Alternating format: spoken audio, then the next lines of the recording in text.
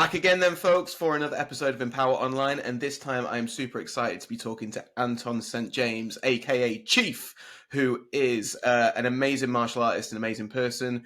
The amount of people that kind of got in touch with me yesterday when I posted saying that I was going to interview him is awesome, saying this is the reason they started martial arts. This man right here on the screen in front of you, he is the reason they started kickboxing or Filipino martial arts or any host of other kind of martial arts. So his accolades and accomplishments are amazing, and I'm sure we're going to get into them. They include a 9th degree black belt in Filipino martial arts and kickboxing, a 6th degree black belt in karate. He's the national Muay Thai coach under Master Toddy. He's got a 3rd degree black belt in Judo. He is a Hall of Fame martial artist 4 times in the Philippines. The UK chief for Dosse Paris as well. I could go on, but I'm sure we'll get into it in his history. It's Mr. Anton St James. So, Anton, thank you so much for coming and speaking online with me. That's really, really, really appreciated. Thank you for asking.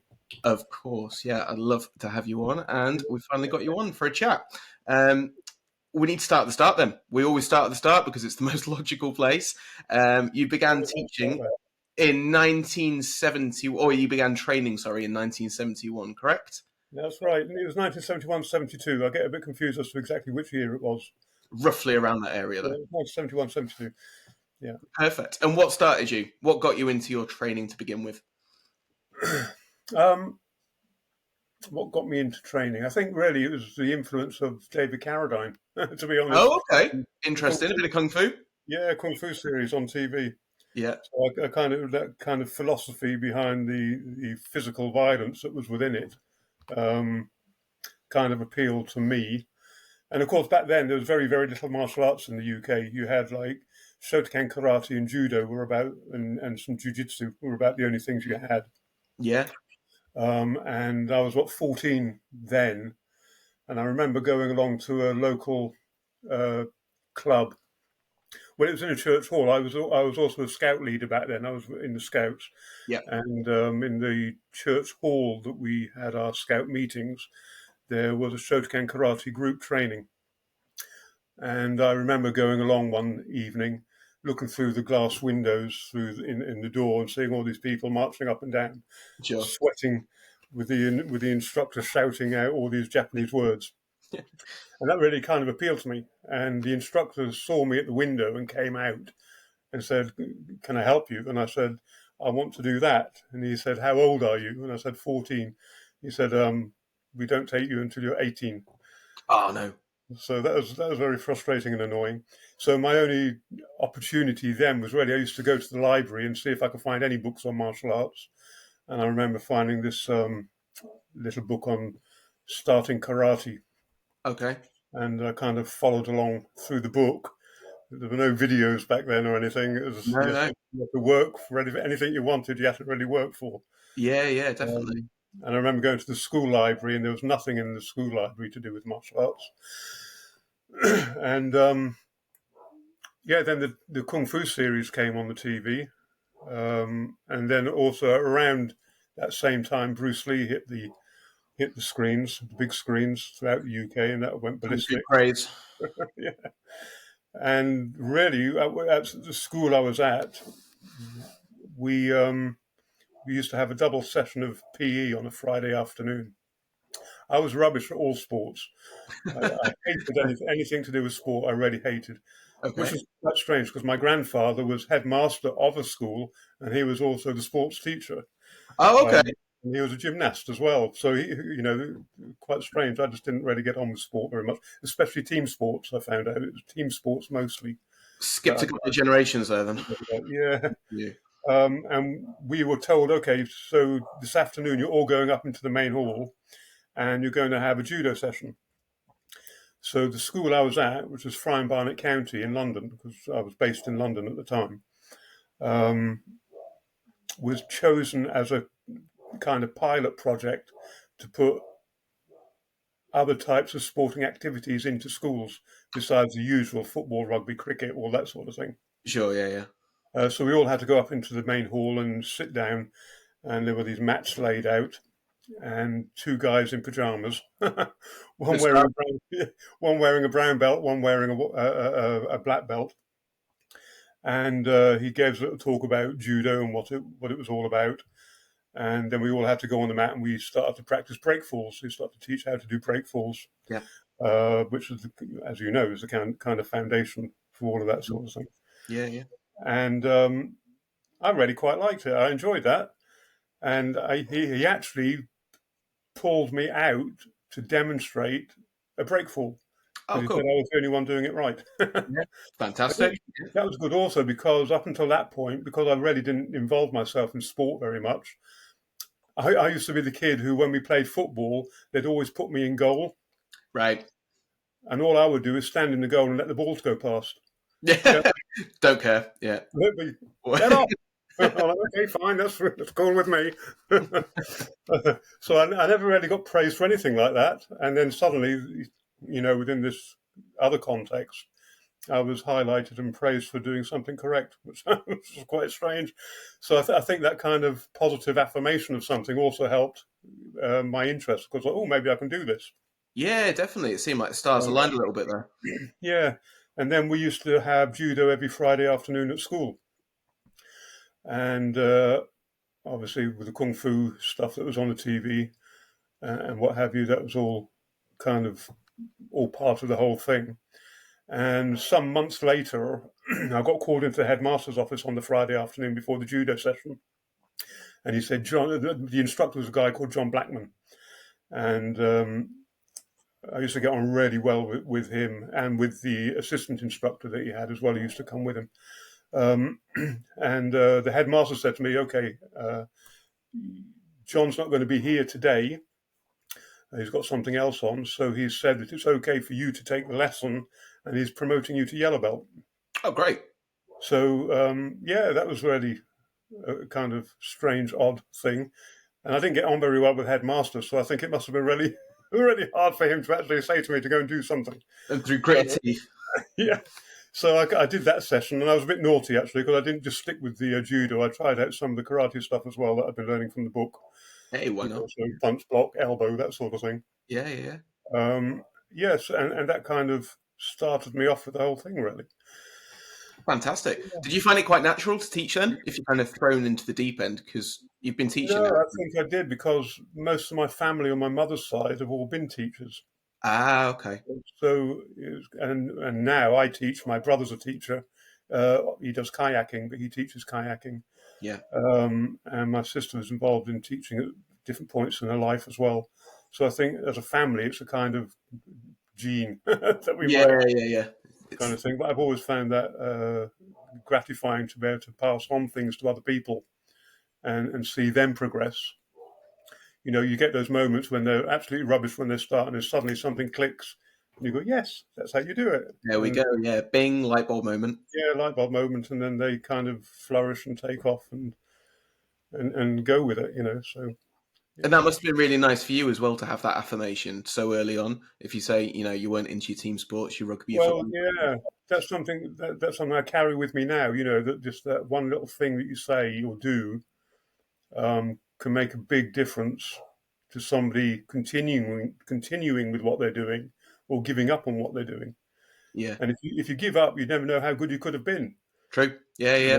So, I always say to people, you're always going to have these challenges in your training. That's all part of it. You've got to push yourself over those and keep going. Yeah. Because they're the things that actually teach you the most. Those challenges are the things that teach you. And if you just ignore them and forget about it and move on to something else, because you're going to get challenges in whatever you move on to. So yeah, you just got to, grit your teeth and get on with it. Dig deep, get on with it. Yeah, exactly. Perfect. Where did it go from there then? So obviously you started with your judo, you've put a little bit of the karate into it that you were learning. Were you still learning from a book at that point, or were you doing karate classes? It was mostly judo. I couldn't do the karate because he wouldn't let me. Still wasn't old enough. It was only the judo. And then John also had a judo club in where was it? Hendon. I think it was Hendon. Okay. So where we were, I was based in Mill Hill. Yeah. Because my father was in the army, and we were based in the army barracks in Mill Hill. and John had on a Friday evening. So I had a judo session in the afternoon, and then on the Friday evening he ran his judo club Okay. in Hendon. So I used to finish the judo because it was the last 2 sessions of the week. I used to get on the bus and go home, pick up my kit from the judo there, and then get the bus. Well, 2 buses I had to get, and go all the way in to do the sessions that were in John's kind of club. And did that for quite a long while. We went to a couple of competitions in the early days. John used to drive me and my friend, a guy called Peter, who also trained with me, Peter Potter. Nice. Okay. Good British name, that. Like it. Yeah, Peter Potter. I continued that for quite a while. And then John, I can't remember the reason why, but John ended up leaving the judo club for some reason, which I honestly can't remember. But the guy who kind of took over, no, he didn't. He didn't leave the judo club. He stopped teaching the kids classes, Okay. but continued to teach the adult classes. And the guy who took over the kids classes, I didn't really click with very well. Right. So I kind of petered out a little bit for me. I really couldn't be bothered. But I used to go to the side and train with the guy who used to come with John to the school to help out. He also trained a little bit of karate. Okay. He would take me to the side and show me some karate moves while the Ah. judo session was going on. Yeah. So that was quite good fun. And then I had a Chinese friend at school who was always being bullied, and I kind of would stick up for him. Hmm. And he knew that I did judo and stuff, and he said, "You should come and see my uncle in Chinatown. He teaches kung fu." And he took me to see his uncle. It was a classic kind of kung fu movie stuff. It was in a basement in a Chinese restaurant in Nice. Soho. Yeah. So he took me down there, and I trained. His uncle kind of welcomed me. I was only kind of Westerner there. They were all Chinese, and it was all spoken in Chinese. So I didn't really understand the word of what they were saying. Then maybe. Yeah. Yeah, but I just kind of followed on with the moves, Yeah. and I enjoyed that. And then at the end of the sessions, we would do this really slow stuff, and I was like, "What's this all about?" All the slow moving things. And later on, obviously, I realised that that's Tai Chi that we were doing. Okay. What So was the style of kung fu? Was it like a family system or a it's White Tiger Kung Fu. white tiger kung fu? Yeah. Okay. So loads of claws and stuff. Yeah. And a little bit like Hungar Yeah. kind of thing. And he would finish all the sessions. He would finish with Tai Chi, which being probably about 15, 16 by then. I didn't really get it. Yeah. Because at that age you want to be doing all the funky stuff. Yeah, exactly. All the flash. Yeah. Yeah. But later on in life, I did get into Tai Chi and I appreciate its value a lot more. That was kind of, and then his uncle actually moved back to Hong Kong, so that kind of closed down. And at the same time, my father had just retired from the army, and they moved. The whole family moved to Milton Keynes. I didn't because I was working in London. I worked at the National Institute for Medical Research. Oh, okay. Just as I finished school Yeah. at 16. What was your role there? I worked in, it's quite funny. I worked in the animal, I forget the name of it now. It was like animal husbandry unit, Okay. but it was an anaerobic unit. So you had to shower and change into like surgical clothes and everything else before you went in through these airlocks. And it's where they would do testing on animals and that sort of thing. Something I don't condone or believe in, but at the time it was a job. Yeah, different times. Yeah. My role was just in the breeding unit, so it was breeding mice and rats and all that sort of thing. So I did that for a while anyway, but then I decided I wanted to move to Milton Keynes with the family because I was just living in a bedsit in London, which wasn't great, really. Right. So moved to Milton Keynes, and the only club that was there close to where I was living was a Tang Soo Do club. Okay, yeah. So I thought one weekend I decided they had a class on a Sunday, so I went along to the class. All I had was my kung fu uniform, Hmm. black and white kung fu uniform, and walked into the Tang Soo Do, Tang Soo Do club and said, "I'm here to learn Tang Soo Do," and they Yeah. were, Got a it's a few kung look. fu Yeah. man. And Again, how I had quite long hair as well then, so it was quite strange. proper Uh, 70s. but Loving it. then, yeah, so I got into Tang Soo Do then. That was my transition into kind of that side of things. How did you find that transition from going to karate and judo into Tang Soo Do? Because there's obviously some similarities, but there's also quite a lot of differences as well. Yeah, well, obviously, the kung fu was very free flowing, and all that sort of stuff, and the Tang Soo Do was very quite rigid because, as you know, Tang Soo Do is like the Korean version of Shotokan karate, a Yeah. little bit looser. Um, but I got on really well with the instructors and the students that were there, and a lot of that is what keeps you in a particular club, isn't it? It's Yeah, not so much the 100%. art. It's not so much the art that you do necessarily. It's whether you actually get on with the people that you're training with. Yeah, in the community. Yeah, and how they make you feel and all that sort of thing. Yeah. So I got into that and did that for many years, all through the late 70s, early 80s, really. We used to go to competitions and all sorts of different things, lots of training. Yeah. And yeah, so that was my journey into Tang Soo Do. Did you enjoy the competition side of it? I did. Well, it's one of those, I think it's like any competition. When before it, you're like, oh dear, do I really want it? Because back then, as now, you didn't really have local competitions. You had to travel a lot. Yeah. So we were often travelling from Milton Keynes to Manchester or Nottingham or up into Glasgow, into Scotland, to actually compete. So it was always a really long journey to go anywhere.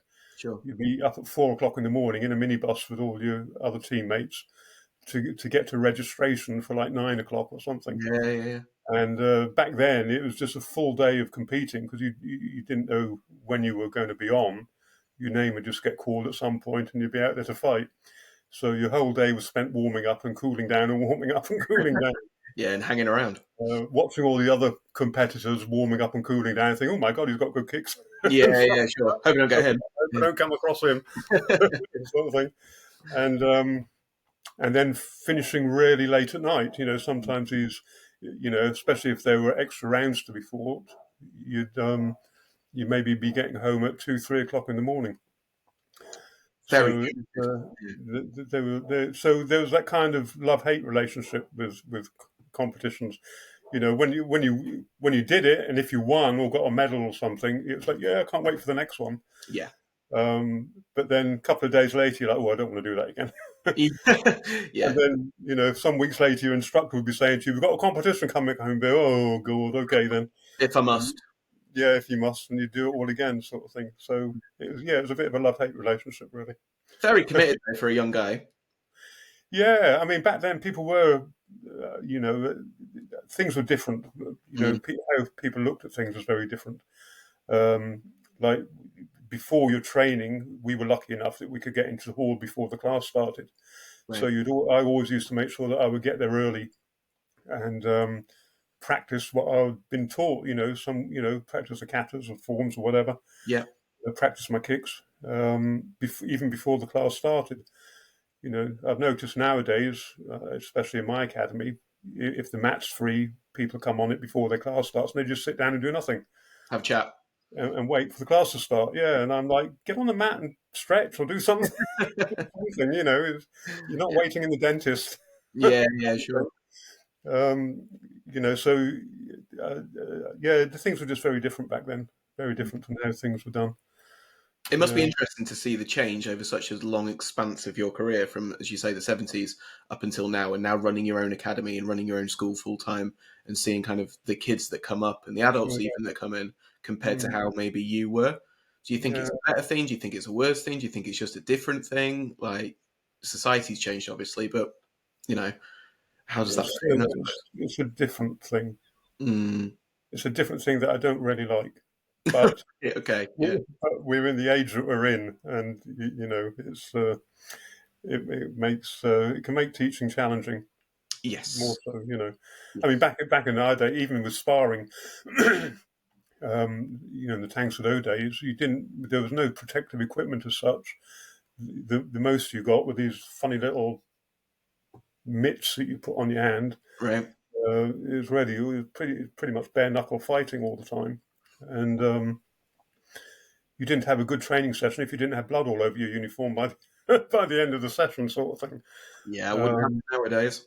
No, you can't do that nowadays. You'd have no students, or you'd have a very Uh, select number of students that a are very hardcore. very select few, Yeah. or crazy ones. Yeah, all the crazy ones that you don't want to teach anyway. Yeah. So yeah, things were just very very different Yeah. to how they are now. Great. Yeah.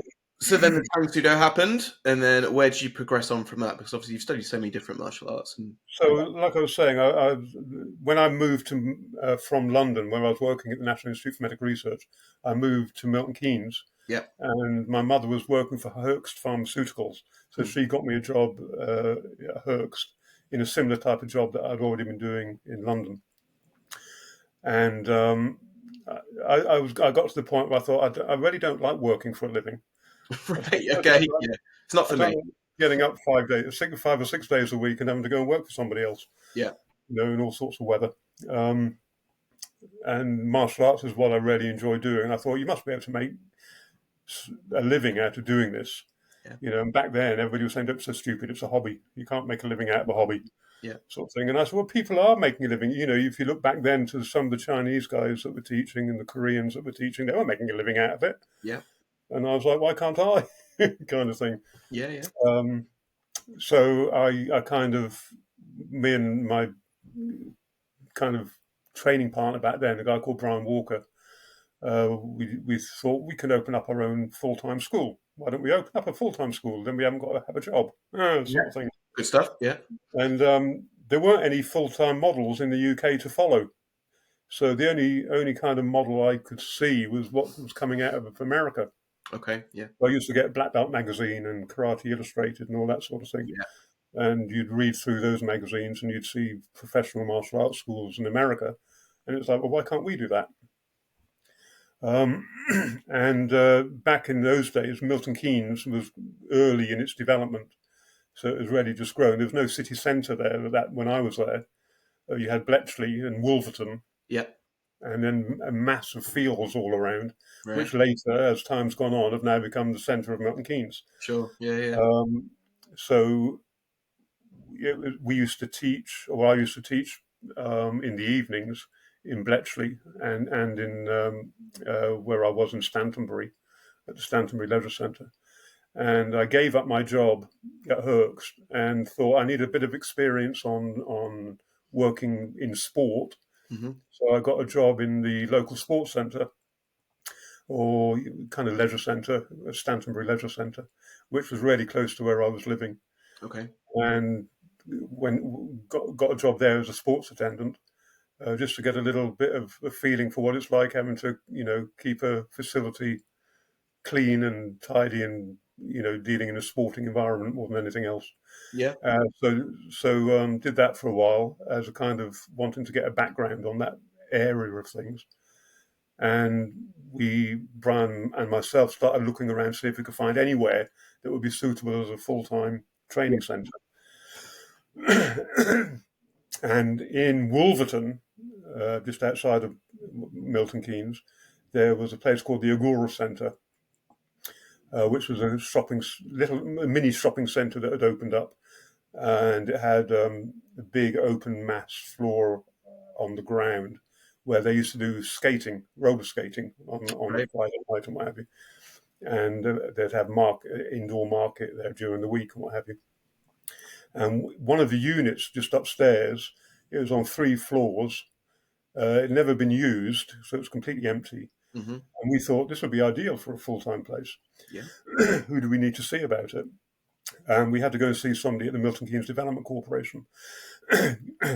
They said, okay, we'll come back with a proposal and of what you want, and we'll maybe discuss it.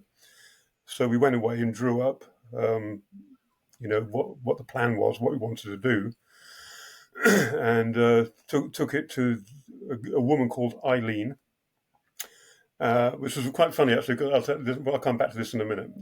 But she was the person we were dealing with at the Milton Keynes Development Corporation, and we went to see them, and they were keen on the idea because at that time Milton Keynes wanted to anything that was the first they were interested in doing. Right. Okay. Yeah. So we really plugged the fact that we were the idea for a full-time multi-style martial arts school Yeah. in Milton Keynes, and they really clicked onto that idea and said, "Okay, we're happy to let you have to take the unit.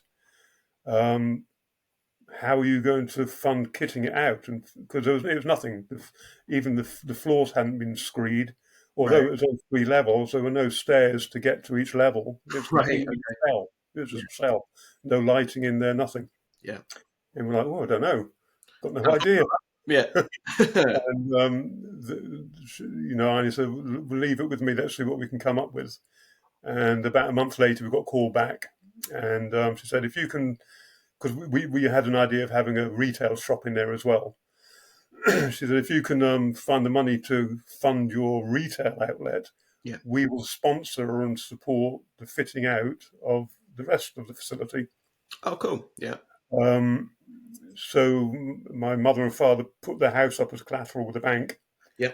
for the retail part of the whole thing, so we could get stock and all that sort of thing. And the Milton Keynes Development Corporation funded the fitting out of everything else. They drew up plans for us based on the ideas that we had, and we went to meetings about those. And it took a long while for them to do. It was quite frustrating the time it took. Lots of red tape. Yeah. And the fun with Eileen, who was the one who was dealing with it, at the same time, the song "Come On Eileen," Right. Yeah. about 1981, came out. And we just said, "Yeah, come on, Eileen, get this sorted Yeah. out." Get it done for us. Come on.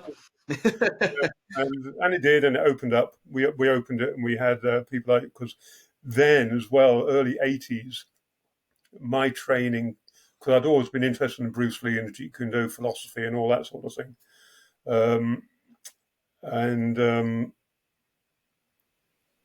That's kind of how I used to teach my classes. It didn't matter what I was teaching.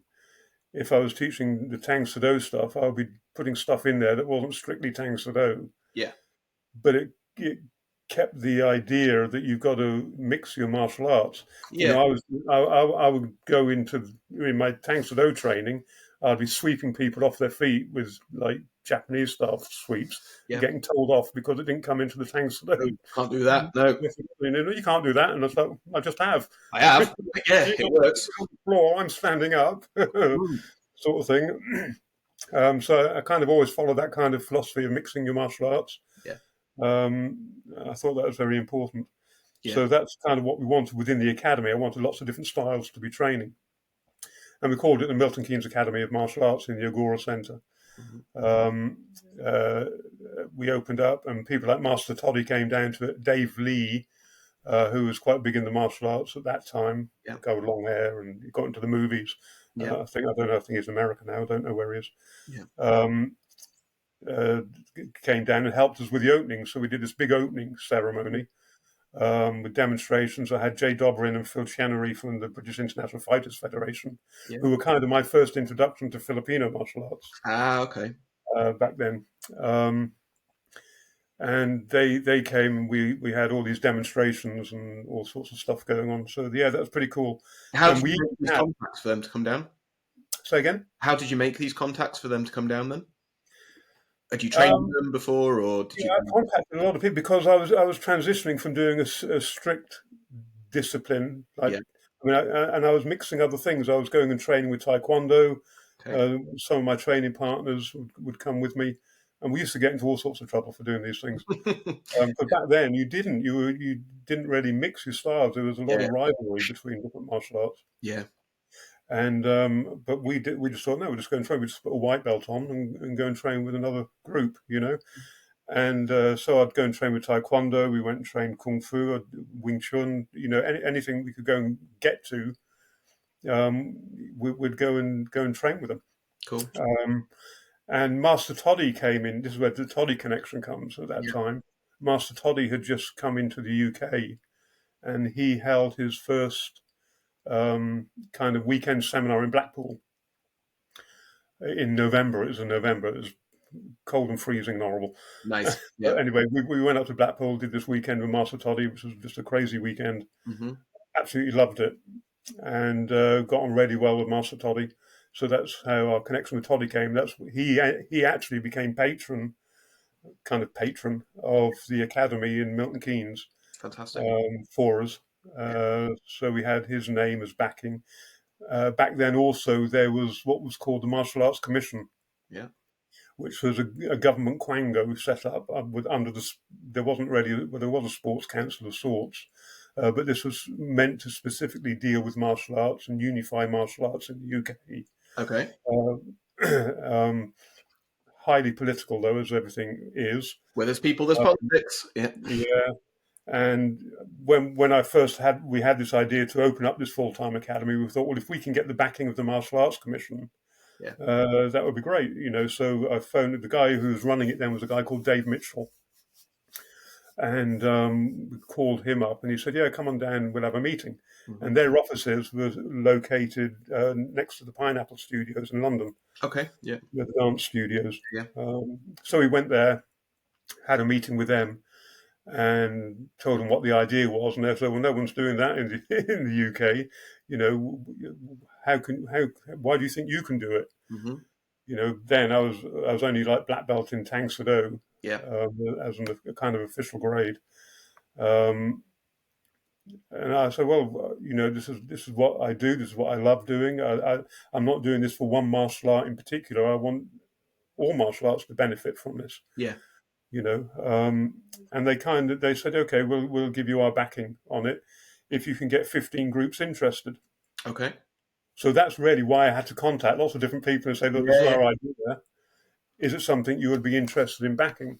Challenge on. Yeah. Yeah, and most did. Some didn't. I'm not Yeah. going to go into the ones that didn't. No. Cool. Yeah. But the ones that did were on board with the idea. Sent the confirmation letters all into the Martial Arts Commission. They said, "Okay, we'll back it." That helped also with the Milton Keynes Development Corporation.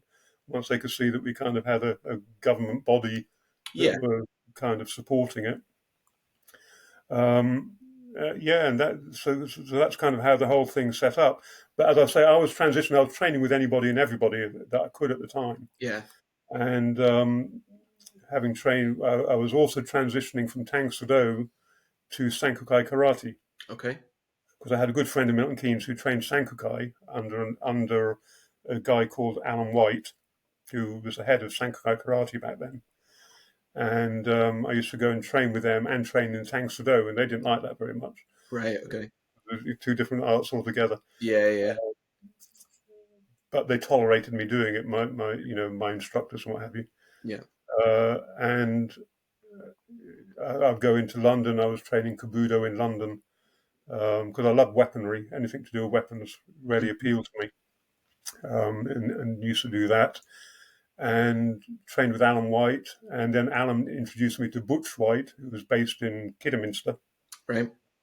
who is also Sankukai Karate. And Yoshino Nambu was coming over to the UK and said, "Come and train with Yoshino when he's here." So I did that weekend seminar out in a car park, doing breakfalls in a car park. Nice. It was fun, no mats. You couldn't do that anymore either. The proper way of doing it. The proper way of learning. The proper way of learning, yeah. So I transitioned to Sankukai Karate from Tang Soo Do. Yeah. And then Yoshino Nambu changed Sankukai Karate. He developed it into his own system called Nambudo. Right. And I was involved in the early days of Nambudo. In fact, I became the assistant chief instructor for England for Nambudo at that time. Yeah. We were just opening up the academy in Milton Keynes. I'd seen an article on stick fighting in Karate and Oriental Arts, Mm-hmm. the UK-based martial art magazine. Yeah. That I used to get. And this was two guys, and they were with sticks and what have you. And I thought, there's weapons. I like weapons, and I'm interested in that. Gave Jay Dobrin was the contact number. Yeah. Gave him a ring and said, "I'm opening up an academy in Milton Keynes. I'm really interested in learning eskrima." And he said, "Oh, funnily enough, I've got family that live just up the road from where the academy is." So if you're free, I'm often down there at weekends. If you're free at weekends, we can do some training. Perfect. So I was like, yeah, perfect.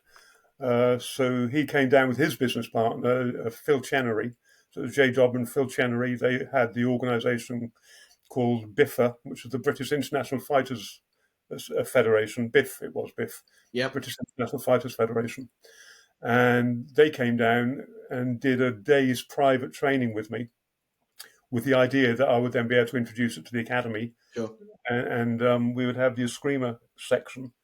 And that was really interesting because I hadn't done any of, well, I'd done a little bit because I'd been to, Bob Breen got, as you know, back then he used to get Danny Santo over, Larry Hartzell. I did a Yeah. seminar with Larry Hartzell when Larry Hartzell came over. So I'd done a little bit of a screamer and I really enjoyed it. Yeah. Because of the variety that it offered. You know, like if you did Kabuto, it was taught in a very Japanese Okinawan way. Yeah. So you learn one weapon completely before you went on to another weapon. And move on, then move on. Yeah. And move on and move on. Whereas with a screamer, you were doing all sorts of damn things all the time. You know, it's amazing. Stick, knife. Yeah. Yeah, and of course, because of it was the JKD Kali type approach, Yeah. you were also getting all that JKD influence as well, which really appealed to me. Yeah. So you weren't just using weapons, you were kicking, you were punching, you were doing takedowns and all of that sort of thing. The whole thing. So yeah, Phil and Jay came down, did this day's training with me, and they kind of supercharged my training because they just stuck me against the wall and just came at me with a stick, say block this, block this, block this, block this, block this, and I'm all over the place. I couldn't go backwards because the wall was behind me. Yeah. You know, and they just kind of hammered me for a full day, getting their stuff down. And so I got into the Filipino martial arts then. Way of the Warrior series had been on the TV some years before that. Yeah. I think that came out, well, no, it was about the same time actually. It was about 1982, 81, 82 that came out. Yeah. And I watched all the 6 episodes, and the one that appealed to me the most was the one with Dusty Paris. Yeah. And I thought one day I'm going to train with him. And that was Cacoy. That was on the video. I didn't know when or how I was going to do it, but I'm going to do that. I'm going to train with him. So you know that kind of stuff. We opened up the academy. We had classes in Tang Sudo. One of my friends came in and taught the Tang Sudo. We had my Sankukai classes I was teaching back then, which was crossing over to Nambudo. We did an Eskrima class. We had a couple of other groups come in and use the facility. Now, back then, remember, there was no model for this type of thing. So it was all, maybe this will work, maybe that'll work. Try it out and see what happens. Try it out, see what happens. Yeah. Back then, because of the price that we had to charge, we were when you could go and get a martial art lesson for like £1.50 back then. At school, we were having to charge £5 a lesson. Yep. So it was a huge amount of money, really, and a huge difference. There was no internet, so you didn't have any social media marketing. Yeah. So anything you did marketing-wise, you had to do with a newspaper, by placing newspaper adverts. Yeah. Or TV advertising or radio advertising. They were really your only options. Yeah. Sticking a poster in a local window of a post office or whatever. They were your only ways that you could market or advertise anything really. So the whole thing, without anything to really base how we were doing anything on, was kind of a bit hit and miss. And sadly, just over 2 years later, the academy failed. Oh, really? Yeah. My parents lost their house because that was up as battle for stuff. Yeah. They divorced at the time anyway, around about the same time. So there's a lot of turmoil that kind of went on at that particular time. Sure. We had to close the academy, and I didn't have a job or anything. Mm-hmm. And I ended up getting into chefing, which is kind of what I ended up doing for a number of years. Yeah. But there was always, even through those years where I was chefing, I would do my own training. Yeah. I'd be with knives in the kitchen, all that sort of thing. And so it was like Steven Seagal before Steven Seagal. Yeah. Yeah. And I got a job working in France as a chef in Val d'Isere because I went skiing as well. Yeah. And I got a kind of part-time job working in a fitness center in Val d'Isere because I used to go there and do my own training. And the person who owned the fitness center said, would you be happy to come in? Because obviously we're a ski resort, but we have people who come here who do martial arts. Yeah. And because we often see them doing their own thing in the gym. Right. Would you come in and just be there for those sort of people? And I said, yeah, that's no problem. I'll do that. So I remember driving all the way to Lyon to buy some Thai pads Right. so that I could pad people if they wanted padding and what have you. Sure. And so I did that as well for a while, besides the chefing and the skiing. So anybody that wanted to have a kind of pad workout, I would be there to do that with them.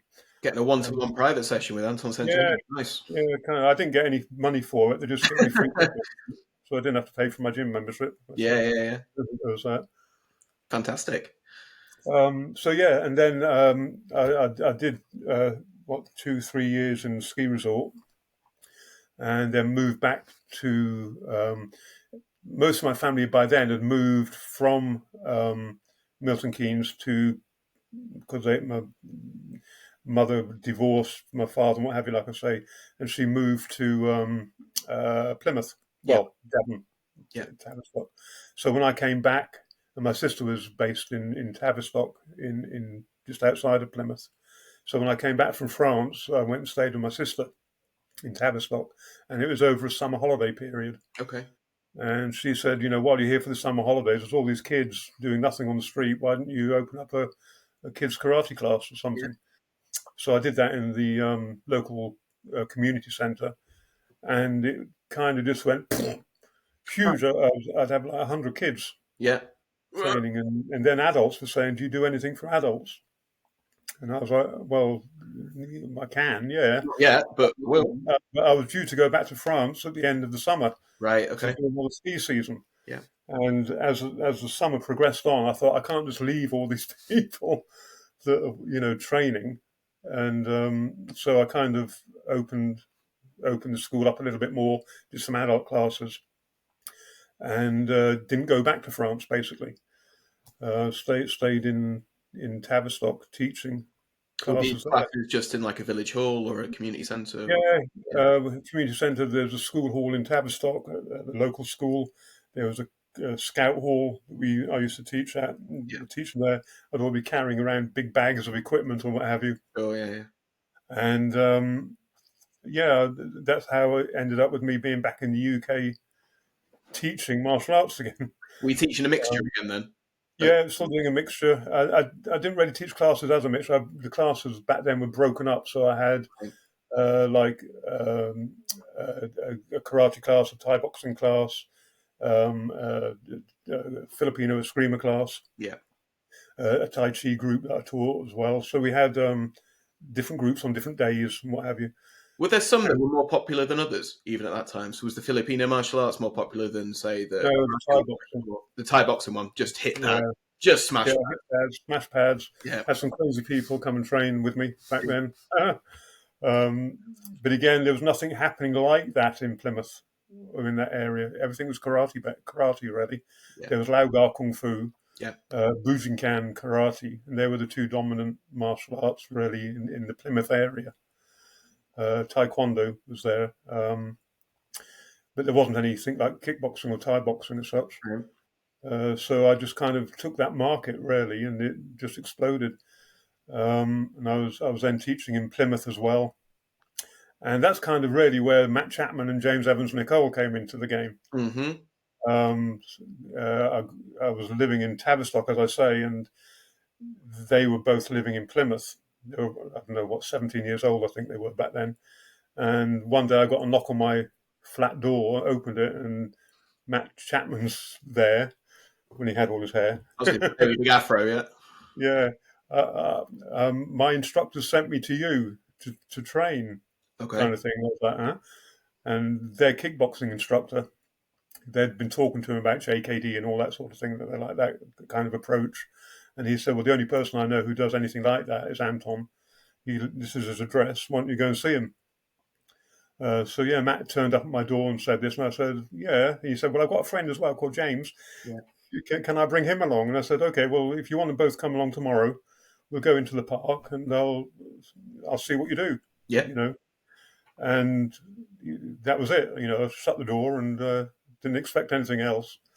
And then the next day, two of them turned up, Matt and James, and I said, oh, okay, then we'll go over to the park. Went over to the park, said, show me what you do. And I have to say, at this time, I was a little bit disillusioned with martial arts because that was a kind of time when a lot of how people trained was changing. Mm. So you didn't really get that level. That I don't mean this in a bad way, but you didn't see many people who had a high level of understanding. Yeah. Of what was going on with stuff, or a high level of technical ability. Okay. And they showed me what they were doing, and I thought, oh, heck, these guys are good. Got some skill. They've got some skill. Mm. And I said, yeah, I'm happy to teach you. And we arranged for them to come in and train whenever they could, kind of thing. Like I say, they were both 17 years old. Neither of them had a job or anything at that time. And so they had lots of free time to come in. I was just teaching martial arts. And really, they used to come to every class I taught. Yeah. And as time went on, they kind of became like assistant instructors. They're the ones that I would always have demonstrate stuff. I'd always work with them when I was demonstrating stuff. Yeah. And did that. And I used to go in. I also got a job as a chef again, working in a kind of restaurant pub. And I had Mondays off, were my main day off. And I used to go into Plymouth, meet up with them both, and we'd spend the whole day training. Yeah. In a garage somewhere or whatever. Yeah. In a park or anything we could. We just train and experiment with all sorts of stuff and what have you. And I used to say to them, you guys are talented. You should be teaching as well. And they were like, no, I don't want to teach. I'm not interested in teaching. I just enjoy training. Yeah. And I was like, how the heck am I going to get these guys to teach? So one day I just phoned up and said, look, guys, I can't teach. I won't be able to get in today. You're going to have to take the class. Force their hand. And they didn't have an option. They had to take a class, And I don't know if they liked it, but I think they discovered that they could do it, and it didn't necessarily interfere too much with their own training. Yeah. And so they kind of became a help for me in my teaching as well back then. So yeah, they were good days. Yeah, and then now you think and look back, 30 years later or whatever, you've got James that's, a champion in MMA and is teaching his own place. And then you've got Matt, who's obviously Mr. Matt Chapman, who's awesome and things like that. Yeah. So, yeah, and they all credit him. Yeah, well, before the university, Matt opened up the University Kung Fu Club in Plymouth University. And I used to go along every now and again and help teach classes and what have you. And that's kind of where I met Tony Davis. Tony was a student at the university, and he joined their club, and then he got involved as well. So, I took them all away from their degrees, and they all ended up teaching. Come on, yeah. Come on, guys. Yeah, better way. But, that was a good thing. It's kind of, I think I was talking because I saw Tony on the other day. Yeah, he was down in Exeter, and they came down to see me in Plymouth, and I was kind of saying, that it's quite strange. And for me, quite gratifying because of all those people I taught back then, they now all own their own schools. Yeah. And they're all teaching what they love to teach. Yeah, well, you're a coach of coaches now, aren't you, really? You think you're already at that level, and you're the one that's starting them off. So, yeah, it's really nice to see how they've progressed in their own ways, which is exactly what it should be. I hate this idea where, your martial arts instructor thinks that you should only ever do that one thing and just be loyal to that. I believe in loyalty is very important. Yeah. But you've got to be loyal to your own needs first and your own desires. Yeah.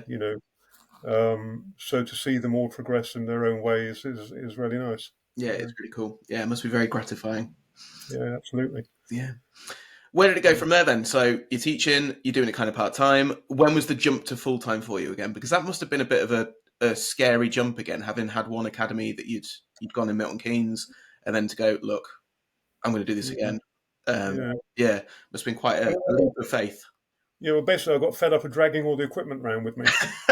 Which is, often the way, isn't it? Yeah, putting the mats down, putting them up again. Yeah, well, I don't drive, so wherever I went, it was bags on my shoulder and stuff, and on buses and stuff. And I was like, I can't keep doing this. Yeah, yeah. Crazy. I need to look and see if I can find somewhere to start teaching out of again. And again, it was a bit scary because obviously the failure of the Milton Keynes one plays on your mind a little bit. But in that meantime, between then and when I restarted in Plymouth, I had a lot of business experience behind me, Yeah, which I didn't have initially, yeah, and a lot more life experience. yeah. When you think when I opened up the Academy of Martial Arts in Milton Keynes, I was, 21, 22 years old. That's a huge step for someone at that age to go through all of that red tape, as you say, to go and get commissions on board, get into the government kind of area. It's a huge that not many people I don't think would do. Even now, I don't think they do it with all the backing that you have into business and advertising. I remember when we went to see the bank manager back then for the loan and what have you, and he was like, "What collateral have you got?" This was before my mother and father put the house up for collateral, and I said, "Well, I don't. It's just me. It's my belief in what I can do." Yeah, kind of thing, and it's not tangible, not tangible, And he was honest. He said, "That's great, but if it all goes pear shaped, where we're going to get the money back from?" Show me the money. Yeah. And that's kind of where my parents stepped in then and put the house up. But yeah, so getting fed up of dragging stuff around, I thought I need to find somewhere, and there was a place called the HQ Business Centre, which had lots of little units in it. I was teaching at the university then at the time as well, because Matt started it. Tony Davis took it over when Matt wasn't there. And then when Tony left the university, he kind of passed it over to me. Right. So we were running the university club. I was running the university club as well. And I found this place called the HQ Business Centre, which had lots of all these little units in it. And they were happy if I could get change of usage. I had to get change of usage because they were kind of industrial units. Yeah. And they said, if you can get change of usage, yeah, we're happy for you to be in here. So I had to go through that process of change of usage with the council, but we did get it. I remember those days. Yeah, that was fun. Yeah, that was all fun stuff as well. Because that was all based on could we provide enough parking for people, basically. It was all based around that more than anything else. But I got two units that were next door to each other. We knocked a wall through so that we had a bigger space, and opened that up, and that grew very quickly. And I had to take on a third unit next door to the other one, so we had 3 units that we were operating out of. It was still too small. Yeah. And luckily, there was a big building not far away where Key Martial Arts, which is actually a martial arts supply company. Okay. Who supply mostly for Taekwondo. Yeah. And they also had their Taekwondo school. So they had their they used to manufacture a lot of their own stuff as well, like kick bags and martial art uniforms and all that sort of thing. Yeah. Until it became cost prohibitive for them to do it in the UK. And then they started importing from places. But they had that facility on the ground floor, and then above they had their martial arts studio, where they taught Taekwondo. Mm-hmm. And because of their business stuff, they stopped doing the Taekwondo classes. And I needed to move from the small place that I was to a bigger place. And one day I said, "Can I have a look upstairs?" And they took me upstairs. It was huge. It was a huge place. And I thought, bloody hell, this is ideal. Yeah. But it's going to need some work on it. Because it's an old munitions factory from the military bases. Yeah. So it's where they used to make the ammunition and what have you. So a really old building, which presents its own problems altogether. You could throw thousands of pounds at it, and you're never really going to make huge differences. Yeah, sure. But that became available, so we moved into that about almost 20 years ago now, and that's where we are now. You're still there now. All this time, yeah. Fantastic. So, where were you getting your advertising from at that time then? So again, this was kind of pre-Facebook, pre-social media, etc. You're saying you filled up your first place, you filled up your second place. Was this Yeah. through word of mouth? Was it the university? Was it a combination of lots of different things? University was okay because you got a huge influx of people at the beginning of the year. Well, in the Yeah, freshers period, but then it would drop off as the sure. year went on. And I was also EFC, Education Funding Company, had come into the UK then. Yeah, So it was like, oh, there's a company that can take, there's all that. Tony's the one who actually introduced me to them. right. He'd seen an advert in one of the magazines and said, why don't you get hold of these people? It might make, because back then the way that we were doing our money was people would buy, and I got this from France actually when I was working at the gym in France. They used to do like 10-session cards. Right. So you'd buy a card and have 10 boxes in it. Yeah. And every time you went to the gym, they'd clip one out, stamp one out, Yeah. and then you just buy a new card at the end of it, sort of Yeah. thing. And that's kind of how I adopted that. And that's how I was doing all my payments really before then. Yeah. But again, monitoring it all was an absolute I nightmare. was going to say the admin on that is, yeah. Yeah, when you've got students all over the place and Yeah. trying to keep track of where the money is and what have you. Yeah.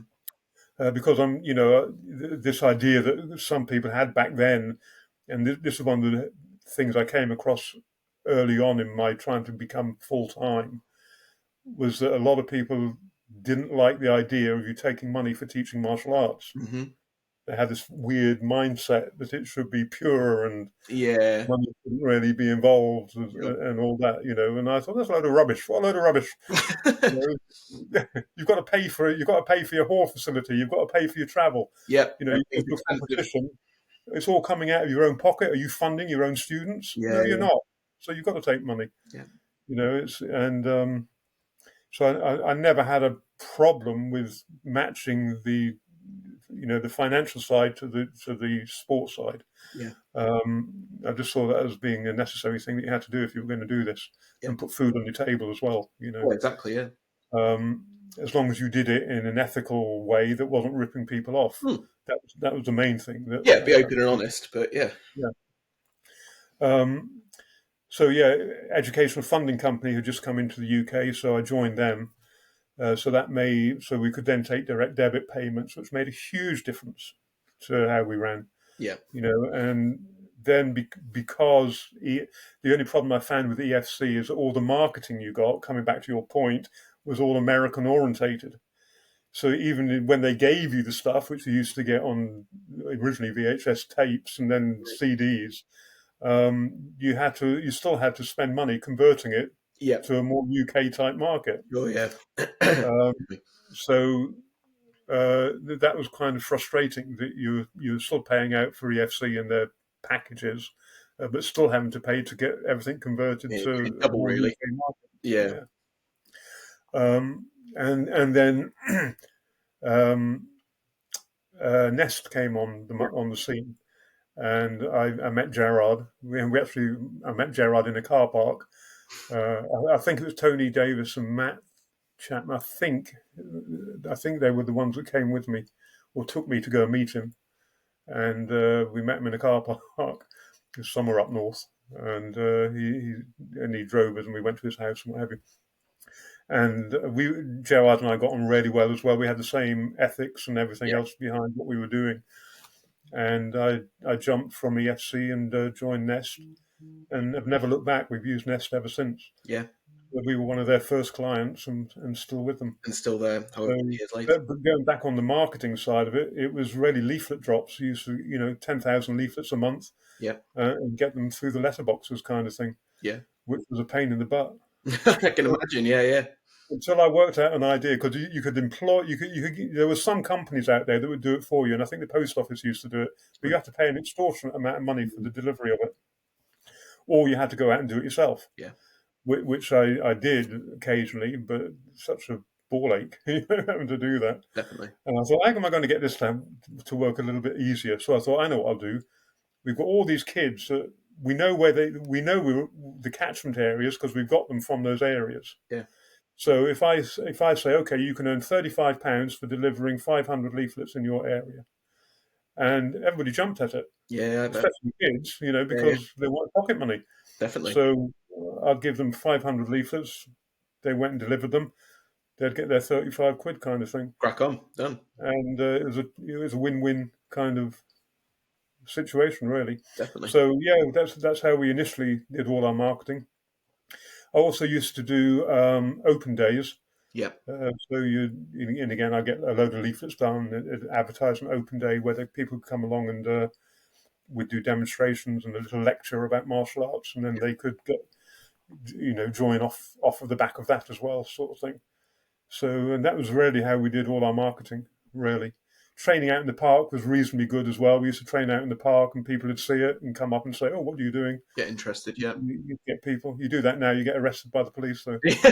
yeah, Even especially if you're doing Filipino martial arts. yeah, exactly. Yeah. 6 9. All of that's changed. They're not too keen on us training outside anymore. No, not so much. I think that came about because one day we were training in the car park, which is directly opposite the police station, the main headquarters of the police down here, and we were doing a load of knife work.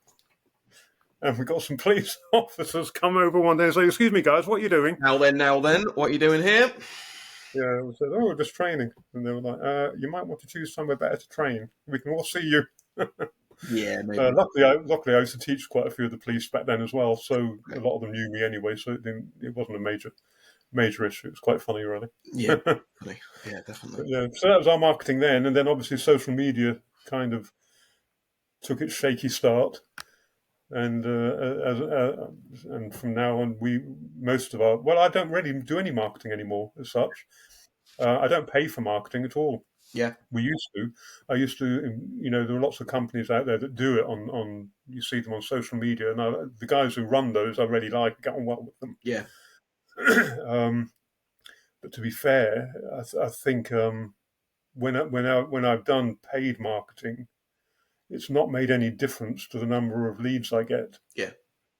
Or the number of conversions I get. So I thought, why am I paying for it? Same. So I just every now and again I post up some adverts. Yeah. I don't even boost them. I just put them up there. Just stick them up and yeah. And we still get the same number of people inquiring, and we still get the same number of people signing up. Yeah. So I'm kind of like, but a lot of that, I've spoken to Matt about this a few times, saying, why do you think that is? And it's really just, we've been here so bloody long. Yeah. You're an institution. People know us. Our website address is martialartsplymouth.co.uk. Yeah. So, people, which is a great name to have, because people Google all the right areas SEO wise. Yeah. Well, you're going to Google if you want martial. I'm going to go martial arts in Plymouth. Yeah. Done. Oh, and then we come up top of the list because we've had that domain name since day one. Yeah. So we're always top of the Google listing. Yeah. So it's kind of for 6 years, I haven't spent a penny on marketing, really. Yeah, well, you say don't believe it anymore. Yeah. If it's not broken, don't fix it. If it's working for you. Exactly. Yeah. Good for you. Yeah. Let's talk about your weaponry then, and obviously the Filipino martial arts. You said you always had an interest in weaponry. Where do you think that came from?